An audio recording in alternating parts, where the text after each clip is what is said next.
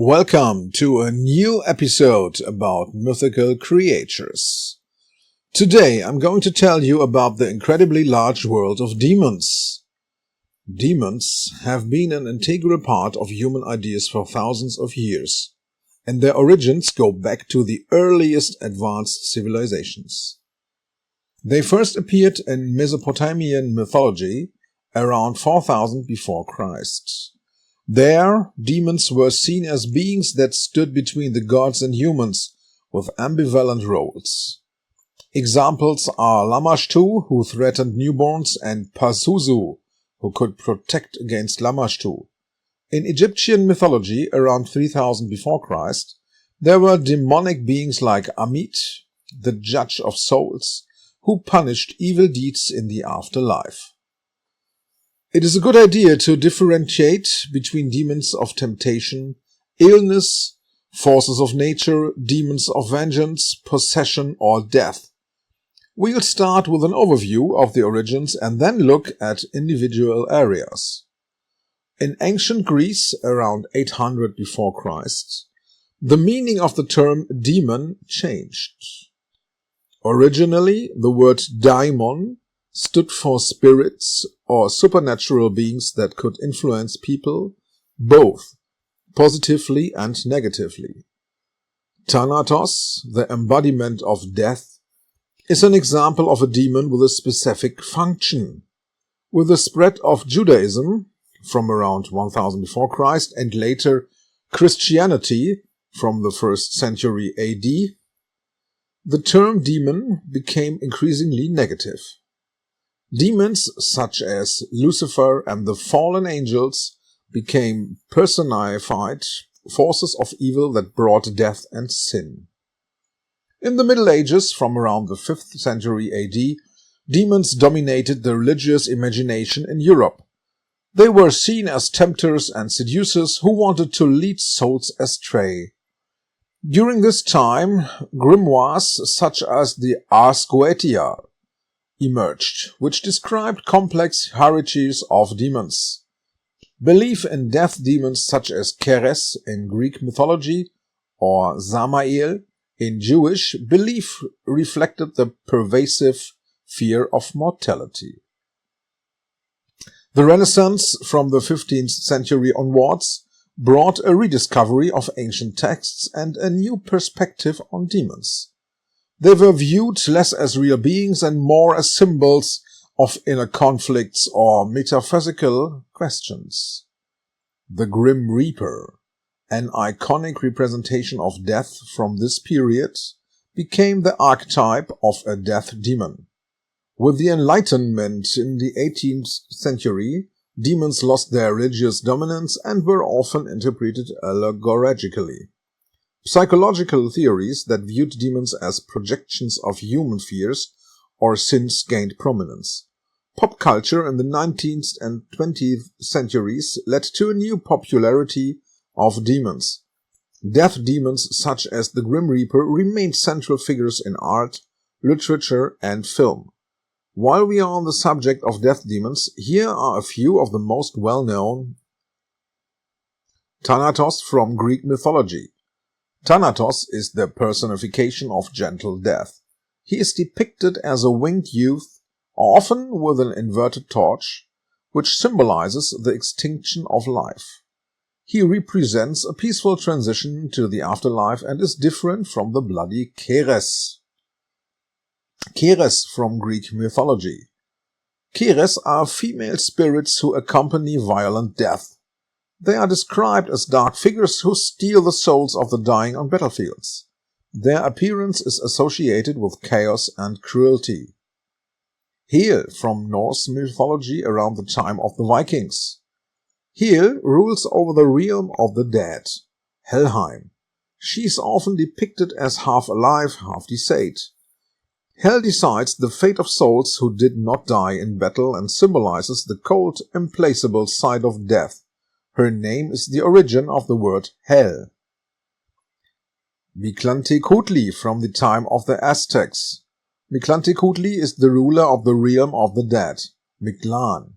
He is often depicted with a skull head, bat wings and bones.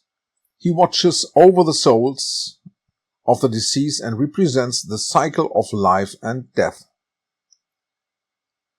Yama from Hinduism and Buddhism originated in India in the 2nd millennium before Christ. Yama is the lord of the dead and judge of souls. He is depicted riding a water buffalo, often with a rope to catch the souls.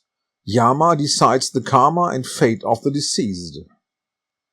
Samael from Jewish Kabbalah. Samael is the angel of death and a judge of souls.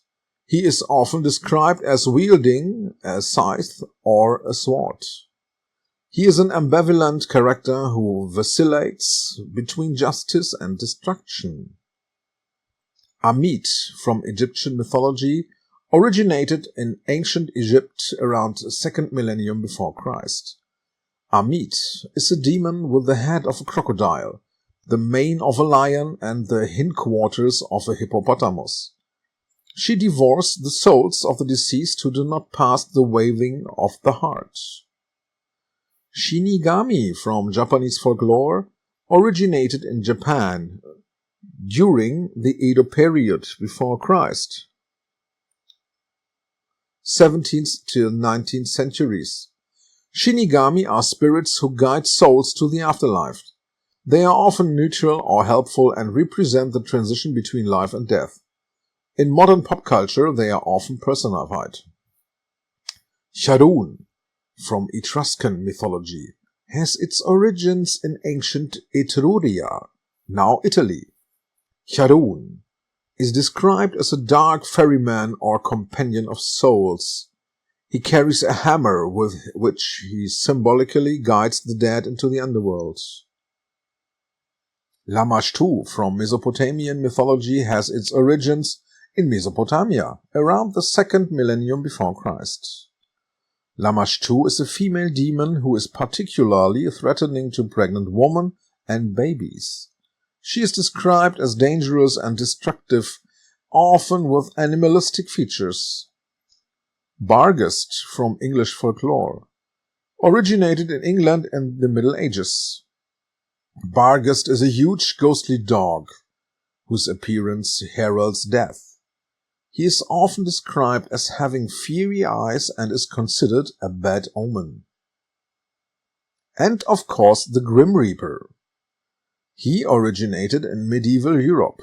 He appears as a bony skeleton man wrapped in a black robe with a hood and carries a scythe, which is symbolic of the harvesting of souls. The Grim Reaper became particularly popular in the Middle Ages when death from the plague was omnipresent.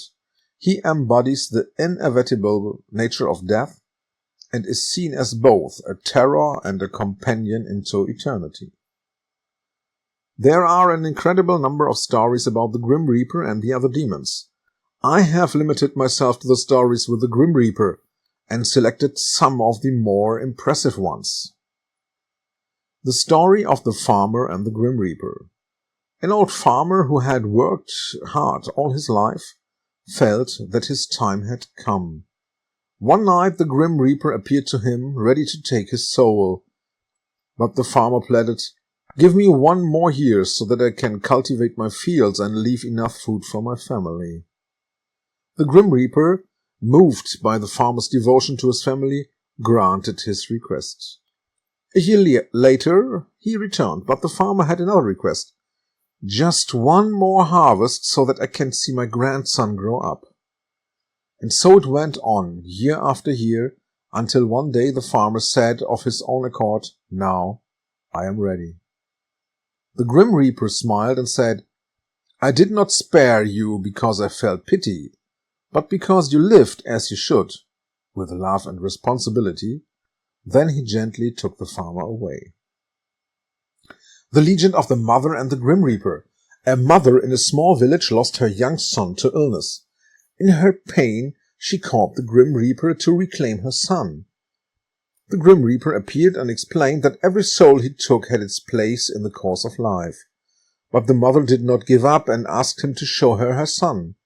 The Grim Reaper led her to a garden full of beautiful bright flowers. Each of these flowers is a soul, he explained. Your son's soul is this flower here. The mother saw the delicate but bright flower and understood that she could not reclaim her son without disturbing the harmony of the garden. With a heavy heart, she let him go, but she felt peace, knowing that her love would be with him forever. The encounter with the wanderer. An 18th century legend tells of a traveler who met a dark figure on lonely paths late at night. The stranger carried a scythe, but his eyes were kind. They started talking, and the traveler asked who he was. The Grim Reaper replied, "I am the companion of those who have had their time. I do not take lives. I only take them to where they continue to exist." The traveler, full of fear, asked, "Is it my turn?" The Grim Reaper just smiled and disappeared. But the traveler lived on for many years. He said that this encounter taught him to appreciate every day and live without fear. The chess game with death. A famous legend from Sweden, made famous by Ingmar Bergman's The Seventh Seal, tells of a knight who faces death. The Grim Reaper wants to take his soul, but the knight suggests a game of chess to gain time. During the game, the knight asks the Grim Reaper about the meaning of life and the afterlife, but death remains evasive. In the end, the knight loses, but the time he has gained allows him to help other people and accept his fate. Encountering the Grim Reaper in a storm. A modern story from the USA tells of a fisherman who was fighting for survival in a severe storm. He saw a figure with a scythe standing on the waves and believed it was a death coming for him. But as he fought, the figure seemed to retreat further and further. In the end, the fisherman survived and said, "The Grim Reaper was there to test me.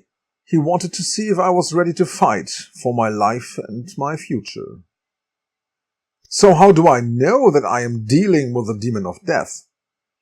The presence of a demon of death or such a figure is often described as a profound, overwhelming, and sometimes eerie experience. People who report encountering such beings or sensing their presence do so in a variety of contexts, from spiritual and religious visions to personal or shocking experiences. These reports vary by culture, belief, and the type of experience. Here are some general aspects and descriptions that come up again and again. Ominous atmosphere. Often people report that the atmosphere around them changes before they perceive a demon of death. There may be a sudden chill or cold draft, creating an oppressive mood. The room or place seems to become heavy or oppressive, as if life itself temporarily freezes. This atmosphere makes the sufferer feel that something ominous is about to happen, causing an immediate fear response. Dark figure. A common description is the appearance of a dark or shadowy figure, often in a humanoid form. The demon of death is sometimes described as a dark, faceless silhouette or a shadowy, black figure that slowly approaches. In many reports, this figure wears a cloak or hood, making it seem even more sinister and mysterious. The presence of this figure can make it feel as if death is within reach. The feeling of powerlessness. Many people report a sudden physical weakness or powerlessness that comes over them when the demon of death or its presence is felt. It feels as if the energy is draining from the body or as if one's own will is no longer able to fight against what is coming. This experience leads to extreme fear, a paralyzing fatigue, or an exhaustion that almost overwhelms the person. Unexplained noises. Another common element is eerie noises associated with the presence of a demon of death. These can be sudden, unexplained sounds, such as footsteps, the clinking of chains, quiet whispers or the rush of a wind moving through a room for no apparent reason. Some report a dull, deep sound that reminds them of the striking of a giant clock or the approach of something unstoppable. An uncomfortable sense of perception. People who have felt the demon of death often report a perception that they are being watched, even though no one is around. It is the feeling that someone or something is standing behind them, watching them, waiting for them to go. This feeling is associated with a mixture of fear, anxiety, and some form of realization that something inevitable is about to happen. Temporal distortion. In some experiences, people report a distortion of time, as if time is slowing down or seconds are stretching into minutes or hours.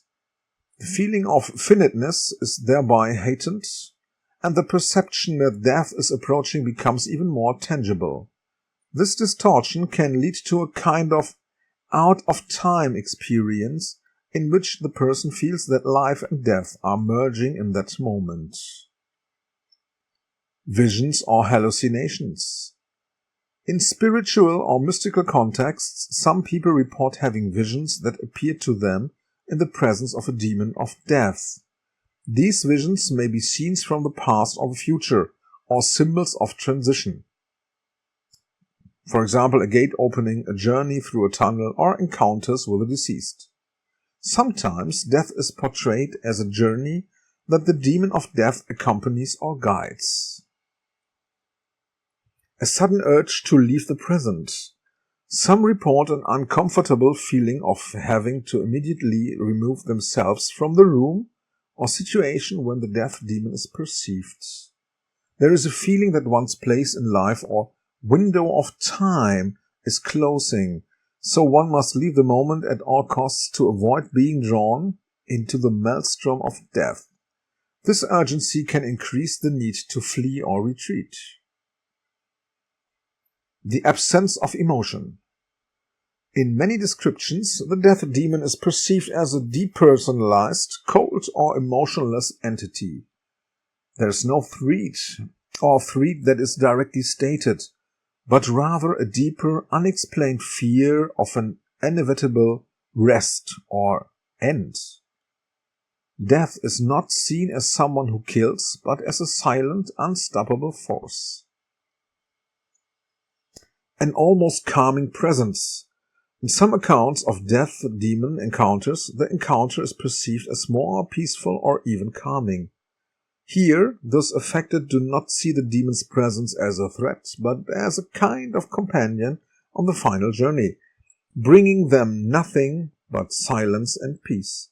This feeling can then lead to a spiritual acceptance of the end of life, as a transition into something unknown but not threatening. Protection from a demon of death or a supernatural entity varies greatly, depending on cultural, religious, and spiritual beliefs. In many traditions and belief systems, there are rituals, practices, and symbols that are said to serve to ward off or protect such entities. Belief in demons and their influence on life is a deeply personal and cultural issue. Here are some general methods and strategies that people have developed over the centuries to protect themselves from the demon of death or other similar entities. In many cultures, it is believed that prayers, sacred words, or spiritual rituals can help protect oneself from negative forces such as demons. Many religious traditions use prayers or mantras to ask for protection. In Christianity, for example, praying the Our Father or saying protective prayers is a way to resist spiritual attacks. In other cultures, specific prayers to deities or guardian angels can help. Sacred symbols such as crosses, the Eye of Horus, the Star of David, or protective amulets such as the Hamza, that's this meaning the hand of Fatima, can serve as protection from evil beings and spirits in many traditions. In spiritual practices such as shamanism or Buddhism, There are rituals aimed at keeping evil spirits or demons away. In many cultures, purifying places with smoke from herbs, such as sage or incense, is also used as a protective measure. Many cultures believe that certain objects or amulets can help ward off the presence of evil spirits or demons and provide protection. Examples include iron or silver amulets. Iron is traditionally considered a material that repels negative energies and evil entities. In many cultures, especially in Europe, iron or silver amulets are popular for protecting against demons and supernatural entities. Especially in Christianity, cross pendants are worn as a means of protection to protect oneself from evil spirits. Certain gemstones, such as onyx, turquoise, or amethyst, are considered protective stones against negative influences. Sometimes they are worn as an amulet or used as part of a ritual. The practice of becoming self-aware and psychologically setting boundaries plays an important role in some traditions in protecting oneself from demons of death. It is believed that one's own spiritual strength and mental clarity can form a barrier against such entities. Many cultures believe that the presence of demons of death can be prevented by radiating strong positive energy. Meditation, mindfulness, and cultivating positive thoughts and intentions are methods that help to protect oneself against harmful influences.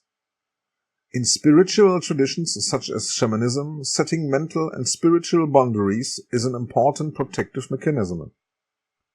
You visualize an invisible wall or a protective light that surrounds you and protects you from negative entities.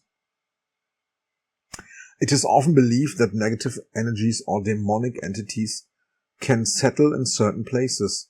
Regularly cleaning rooms or places can serve as a protective measure.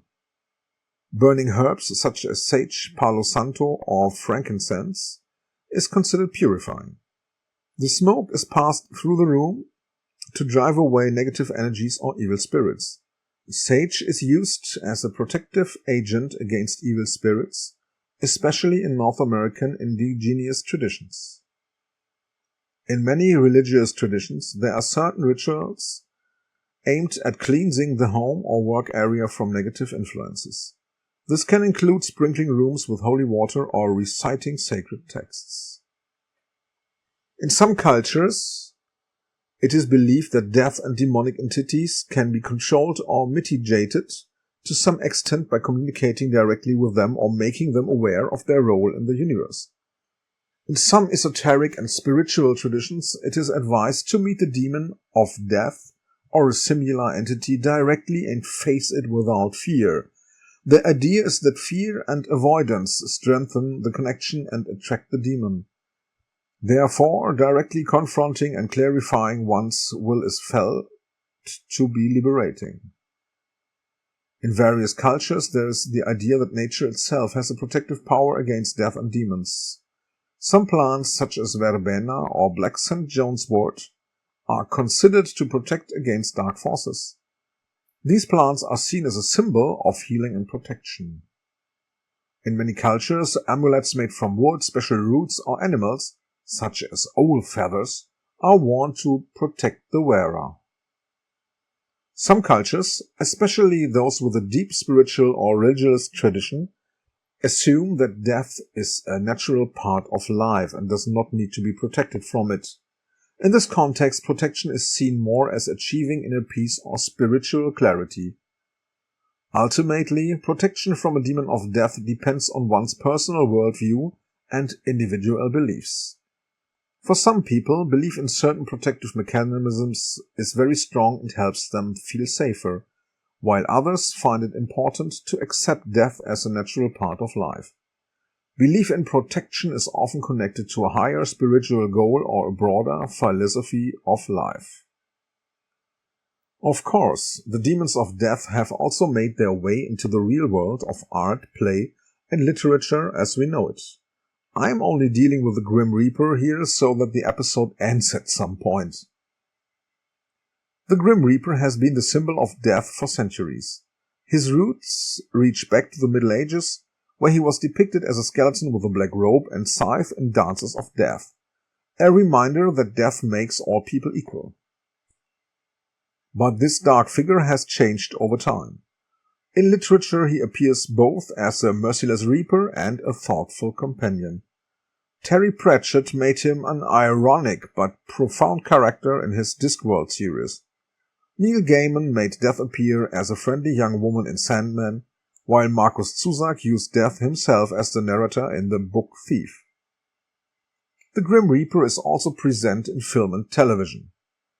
In The Seventh Seal by Ingmar Bergman, he plays a game of chess for life. Final Destination shows Death as an invisible but inescapable force. And me definitely given advice to watch Bill and Ted's Excellent Adventure. There, the Grim Reaper is humorously portrayed as a slightly goofy companion. The music world has also taken up the Grim Reaper. Blue Oyster Cult sings about him in Don't Fear the Reaper, while Metallica and Iron Maiden stylize him as an apocalyptic figure. There is even an entire genre, death metal, dedicated to the fascination with death. And in the gaming and comic world, the Grim Reaper is not just a threat, but often a funny or wise character, as in Discworld or Darksiders, or the Diablo game series, in which the Necromancer can summon one or more Grim Reapers. They are called skeleton magicians there as temporary helpers. What remains? The Grim Reaper is more than just a terrifying figure. He is a symbol of transience, fate, and sometimes even humor, whether as a grim executor or philosophical companion. Death remains one of the most exciting figures in cultural history. By the way, it has not been scientifically proven that there are demons or even demons of death. As with many other phenomena, it is said to be a mixture of imagination, strange coincidences, and distortion of reality. It is said to be nothing more than oral traditions or abstract natural phenomena. That's it for today. I can't say more about the subject of demons of death. As always, there is no guarantee of accuracy or even completeness. I hope you enjoyed the stories about the demons of death. If you want to find out more about the fascinating world of fairy tales and legends, stay tuned and don't miss our next episodes. Until next time, stay curious and goodbye. All the best. See you soon.